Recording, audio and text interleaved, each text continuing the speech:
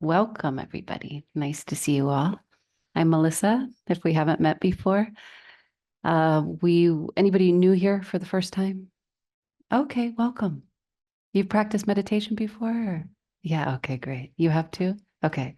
So we'll practice mindfulness meditation this morning, and then we'll have a Dharma discussion, and then questions if there are any for the hour and a half that we're here. So, something we hear regularly in culture nowadays is to live in the present moment, right? And do you guys think that sounds like a good idea? It just seems to appeal to people as a good idea to live in the present moment. But yet the mind it naturally doesn't do that. And so it takes a practice, a cultivation of the mind to habituate it into the present moment.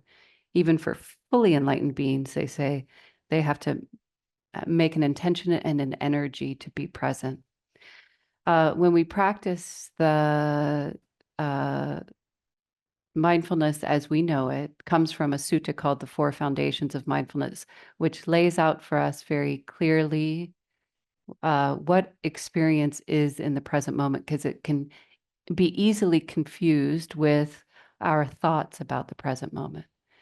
So with mindfulness practice, we're really talking about a precise awareness and one of the foundations of mindfulness, which as we sit in our daily practice, come forward as what do we observe in our daily mindfulness practice?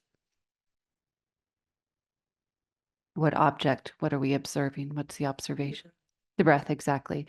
So the breath being the foundation of the body, and observing, inhaling and exhaling. What else do we observe? Thoughts, exactly. So if the mind thinks in the instructions, though it doesn't say this actually in the Satipatthana Sutta, to observe thought, because you can't actually. The moment you become aware of a thought, it's already gone. But that's okay because there's a kind of reverberation of it, and it helps to stop that stream called papancha of a story, the proliferation, the thought leads to another thought, leads to another. So the moment you say thinking, and you can see the echo of what the thought was, like a plan or a memory. Yeah. Okay. And then what else? Sensations, exactly.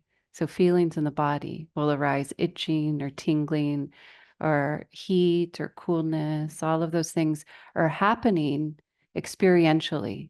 They're happening in reality. Truth and reality are the same word in Pali, satya. Truth is the light. I love that expression. The truth is the light. So bringing our reality as the light. So we're bringing our attention into reality, which goes ignored often. What's another thing that we observe? Emotions, exactly. So mind states, states of consciousness. And we observe what we're experiencing as it is, not as we want it to be. We get sensitive to exactly what the present moment experience is for us.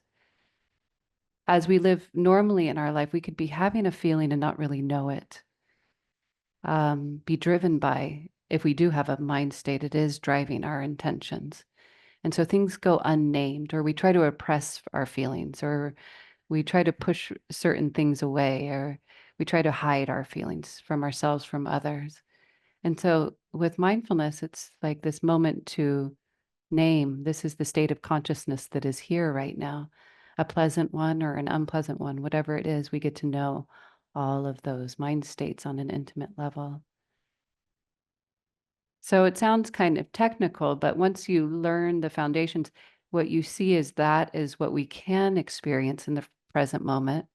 And having the foundations helps us to get out of, are we interpreting the present moment? Are we creating a story about the present moment? Or are we observing it directly? And with mindfulness, a pure moment of mindfulness is observing it directly. And so the process of mindfulness is, because the nature of the mind is to be the monkey mind, to go all over the place. The process of mindfulness isn't that you sit down and you decide you're going to be present and that's what happens for 30, 45 minutes straight, right? The mind doesn't move or whatever. No, the mind moves. And so we have moments of mindfulness. In the Abhidhamma, which is the deep Buddhist psychology text, which lays apart or lays down rather exactly what human consciousness is in very good and clear detail. It really emphasizes this mind moment. The moments of mind create what's coming next.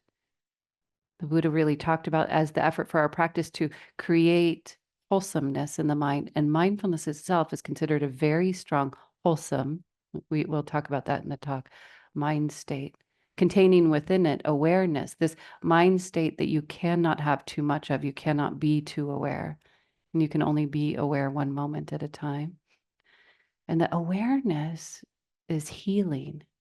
So we don't do it because we should or because the Buddha said to, but because we understand there's a clear benefit of this awareness that heals the psyche, the weight that we carry. It helps us to kind of unburden the load that we're so used to carrying around with us.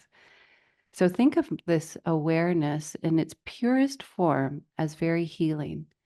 It will help to uh, diminish the negative parts of the mind and help to grow just by, you don't even have to try.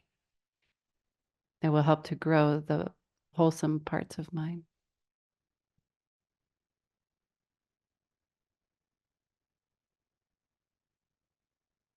Getting a little echo. Fixed, Teddy? Thank you. Okay. All right. So let's practice this awareness with an exploration in the beginning of what it means to be truly in the present moment, relaxing into the present moment. I know for myself that I have to give myself permission to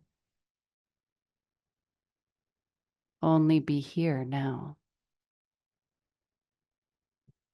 The mind will obsessively think about the future or past in ways that are not constructive.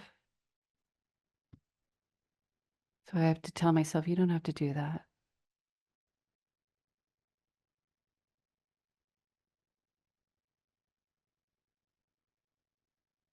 It feels like a real vacation, actually, mindfulness, because we put down the weight of all the burdens that the mind tells us we need to carry. And live practically, the only thing we can do is this moment, now and forever.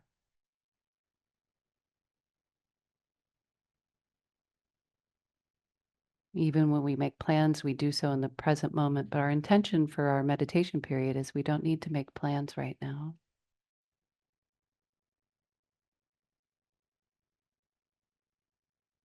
We just need to let the mind and body have whatever experience it's going to have unfold the way it's going to. The inner world of the mind and body and the outer world unfold the way it's going to.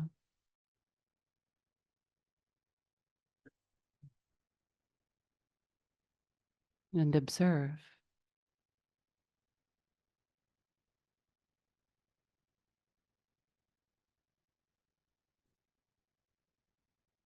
Start by bringing an attention to your body in general, noticing if there's any places of holding that you can let go of.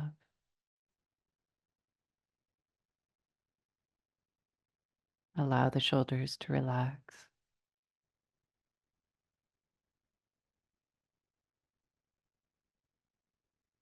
Relaxing in your face, in the heart,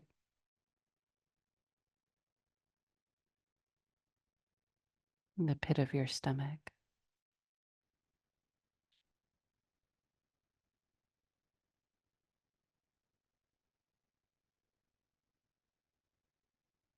If you're sitting in a chair and resting the back against the spine, play in this sit period. If energy gets a little bit too sleepy with the back rested, sometimes it does, sometimes it doesn't.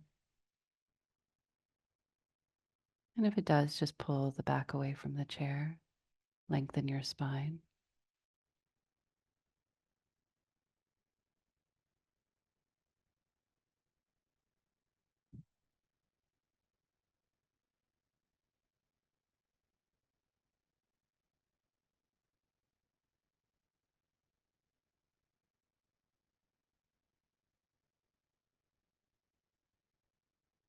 And letting the breath be natural, observe the touch of the breath.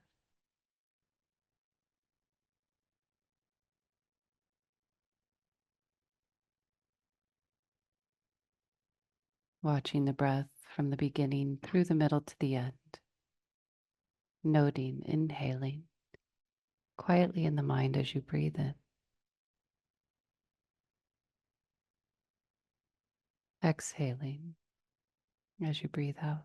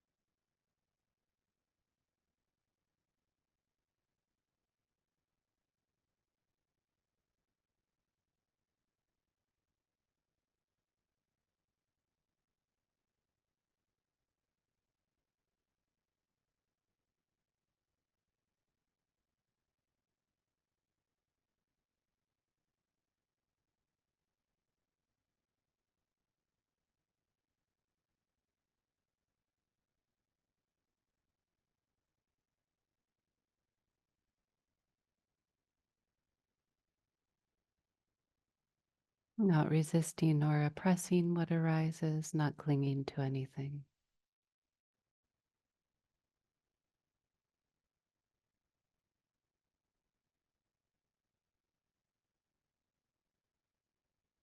riding the wave of the present moment, each moment changing and new.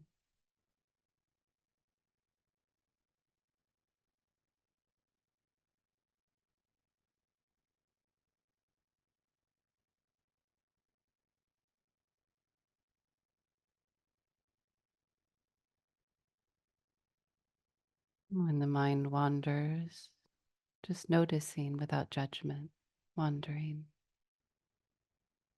labeling, wandering, labeling, thinking.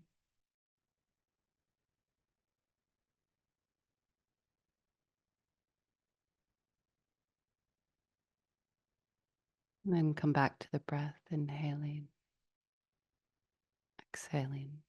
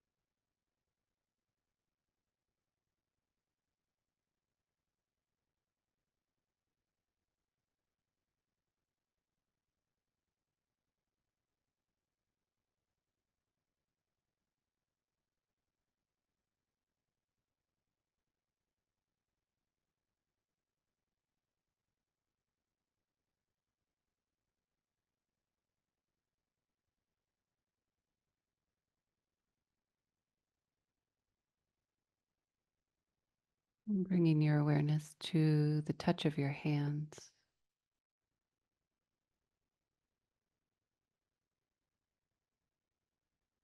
observing what you can be aware of in your hands, sensation,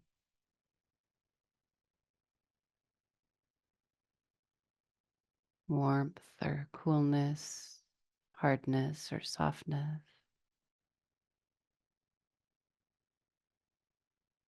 tingling or vibration.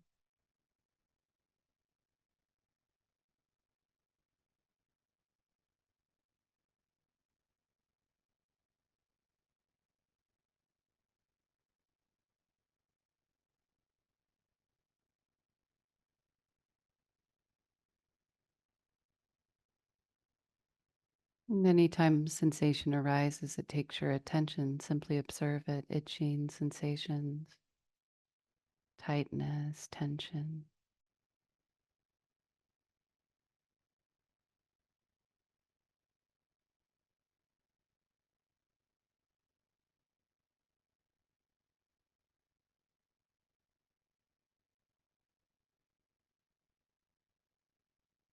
And always returning to the breath,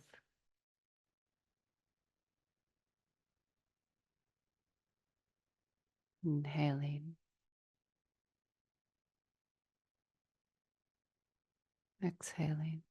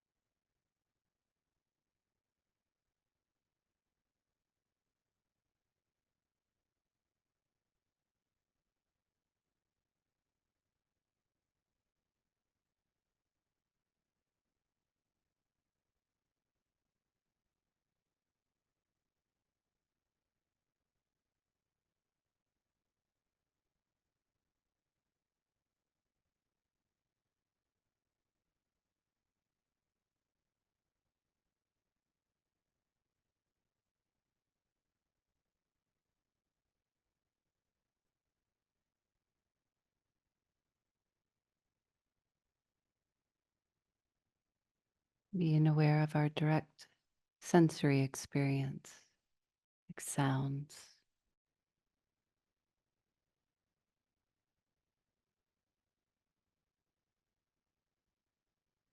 bringing your attention to the inner ear and observing the arising and passing away of sound.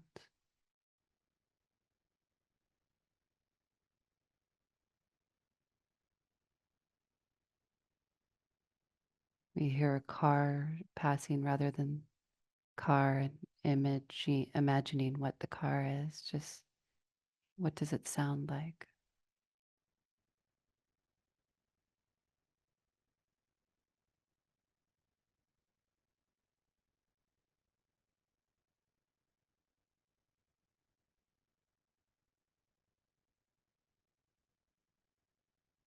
Noting, hearing.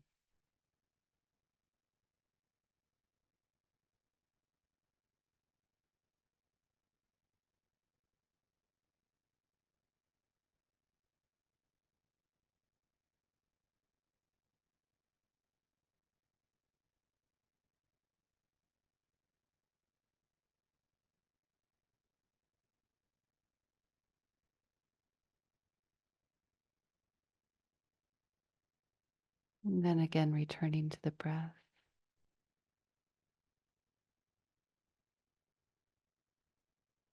inhaling, exhaling.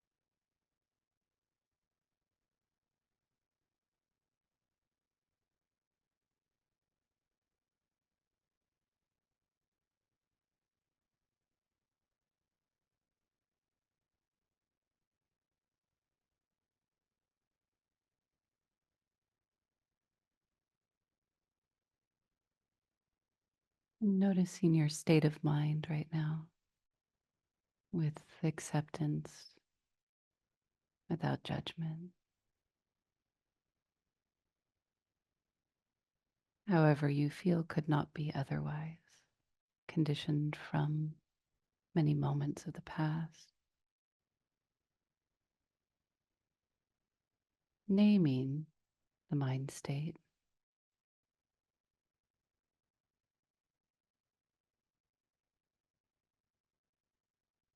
And observing the effects in your body.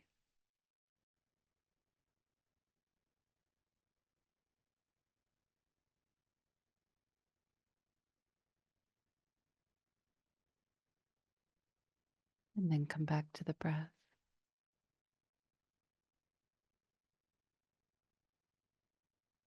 Inhaling, exhaling.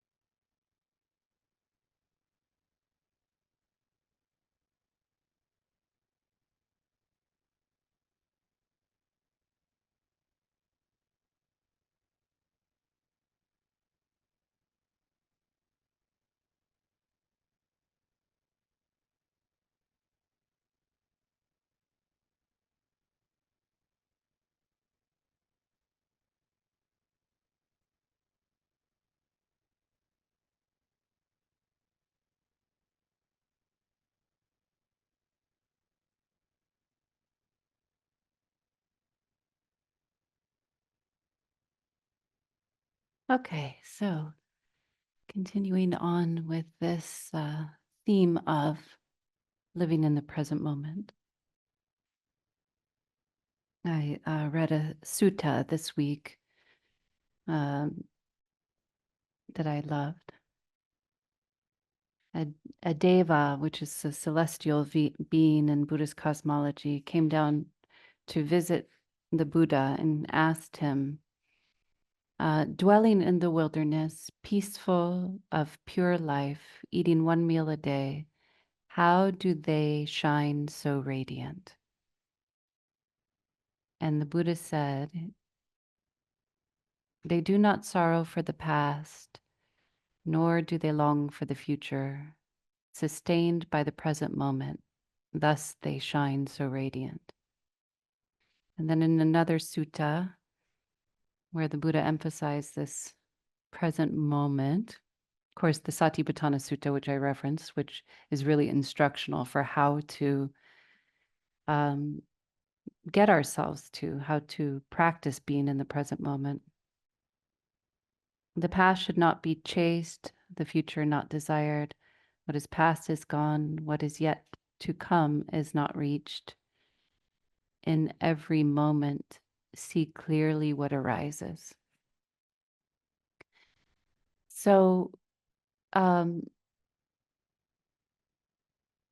insight meditation, which is what mindfulness is, it's a practice of insight. We gain insights into the nature of our own psyches and then into the nature of really how life works, how reality works. And one of the insights that we see is the second insight, which is this is true for you, whether we see it or not, it's true for every being. There's a law of cause and effect. There's a scientific understanding of that law, but within the insight understanding of it, really understands mind and consciousness and thoughts.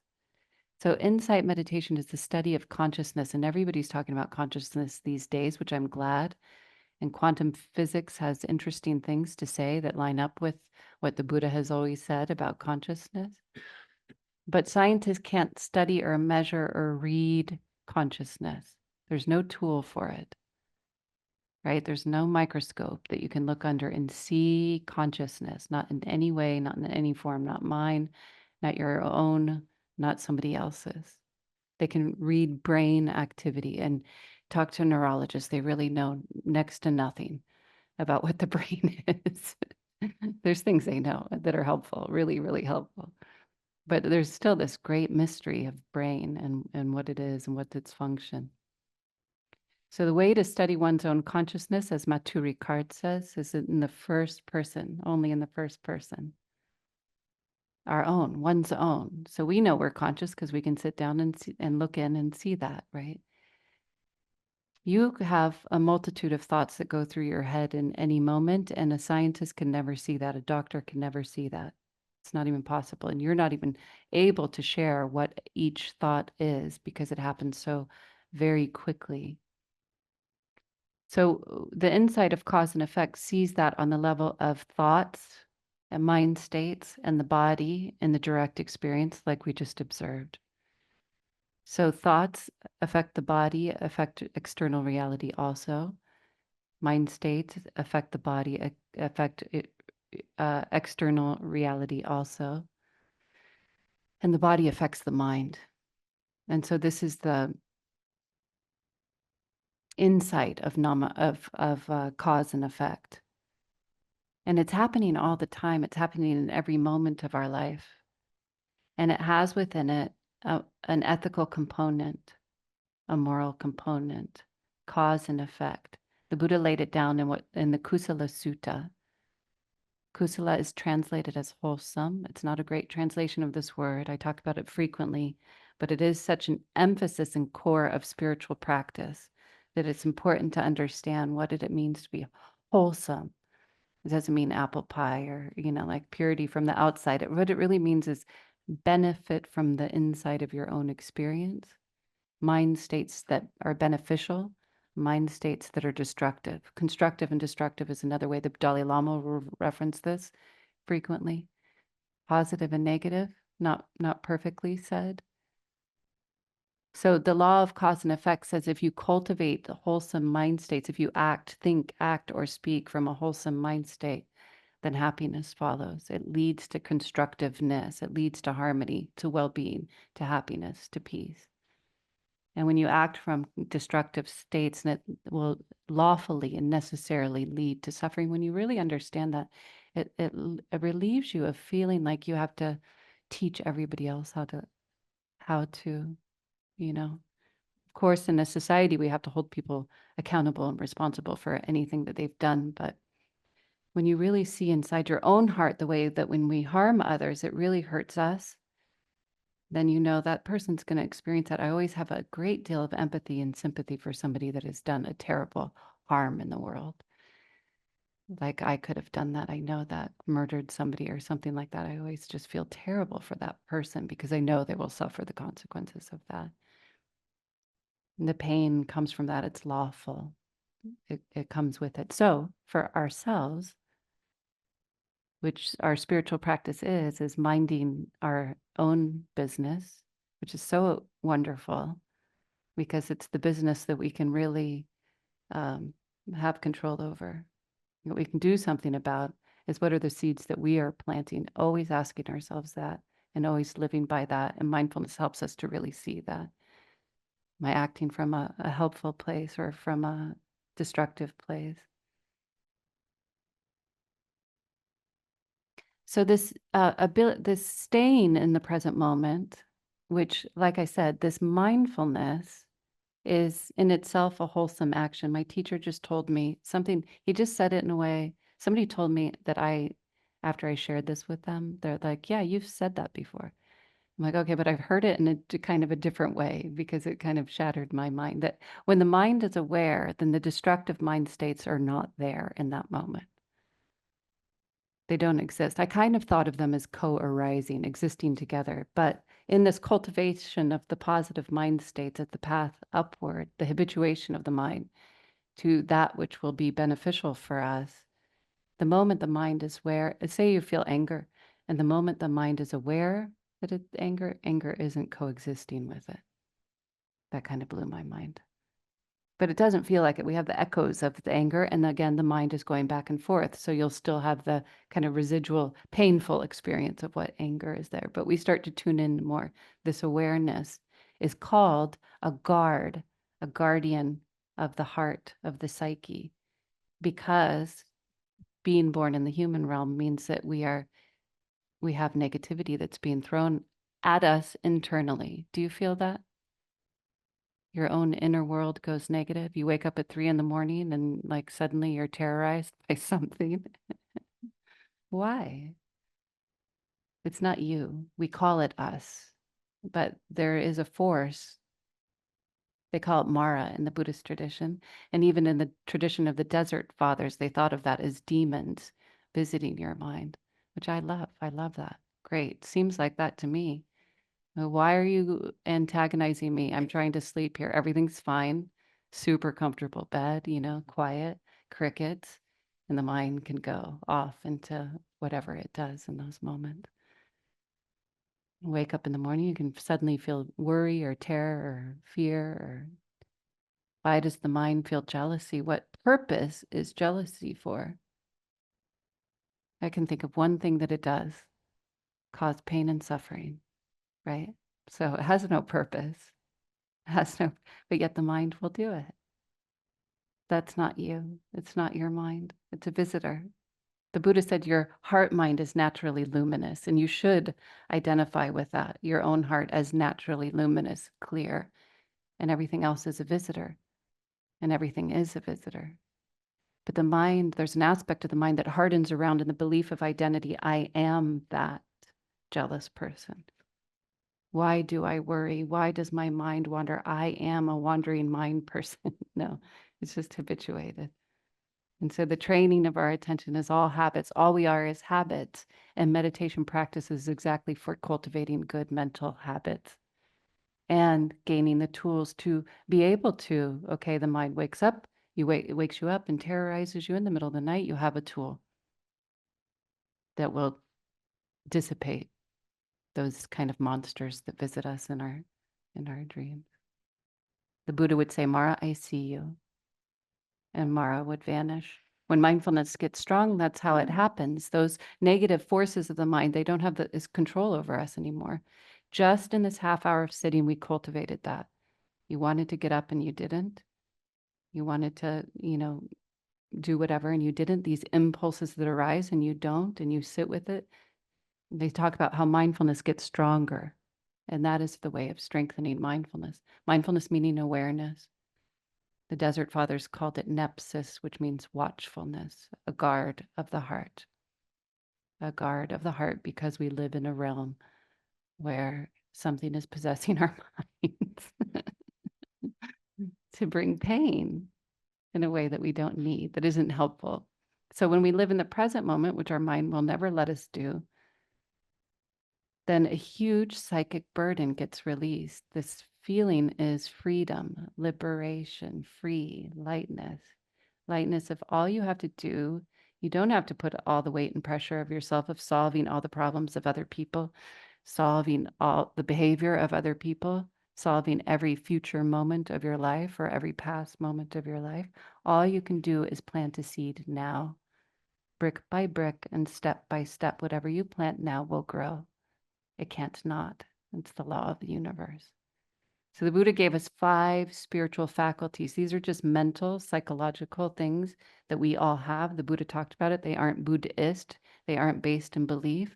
They're in the observation of the human psyche. The spiritual faculties are things that support and grow and lead the path upward above and beyond the afflictions of mind, the dread, the anxiety, the depression, the lack of joy.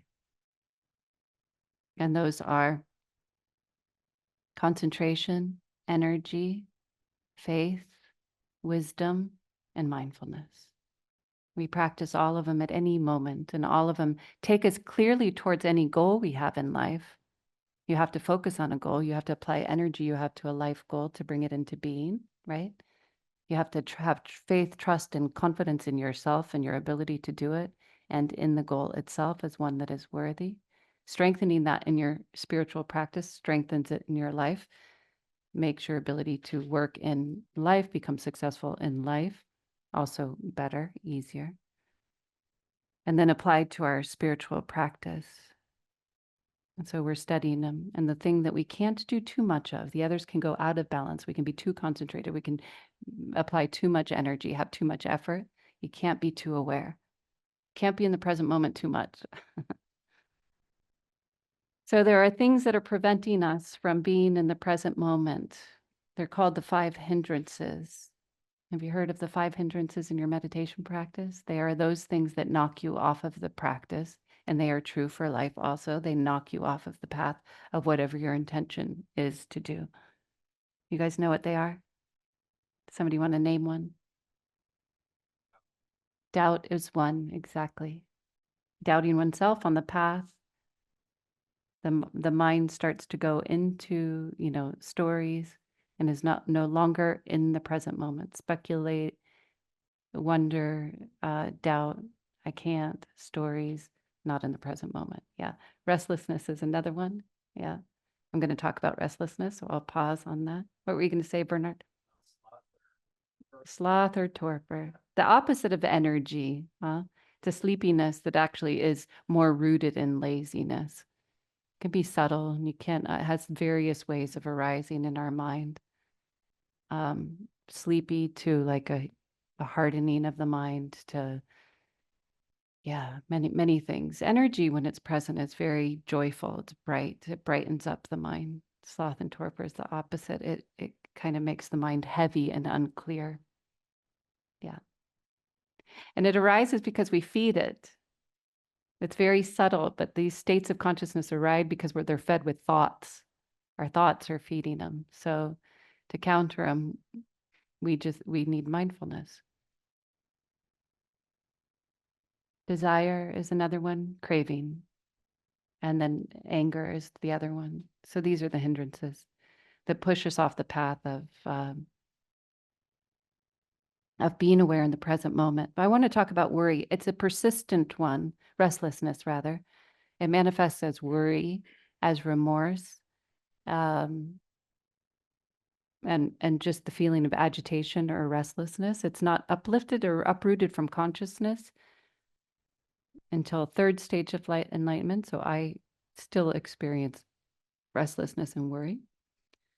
We want to study it carefully in the mind. It can really make us, land not in the present moment. So worry as a hindrance, udacha, cuckoo is the Pali word for it. Udacha, cuckoo. that obstructs clarity and liberation. The term breaks down as udacha is restlessness, agitation, or scattered mental energy. So, although this is an ancient language, don't think of this as like a belief about the human psyche, but as relevant to your own direct experience, huh? Do you guys have agitation or scattered mental energy ever?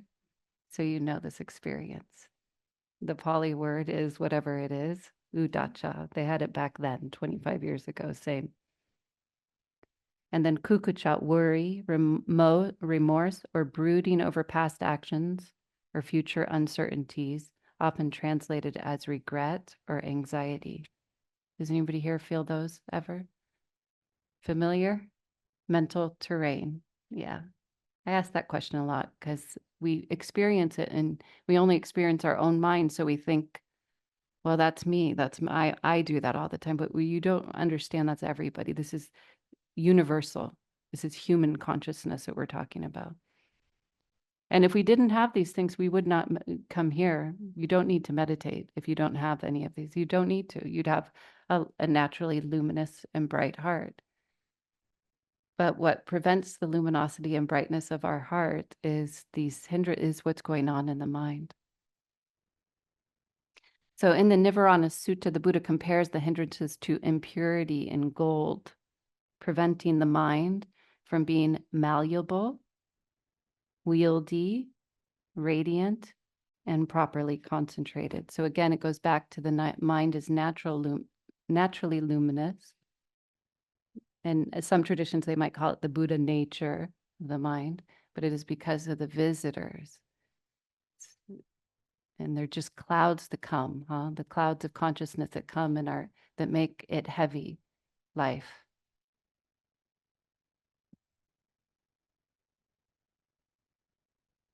Worry in particular is like a wind-tossed state, scattering attention and robbing us of presence. For example, worrying about a future event pulls us into an imagined scenario that doesn't exist, draining one's energy and clouding the present moment's clarity.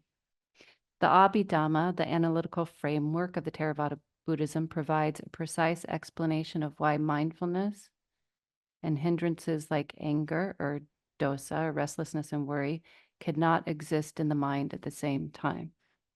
So I want to talk about this on a more like deeper level.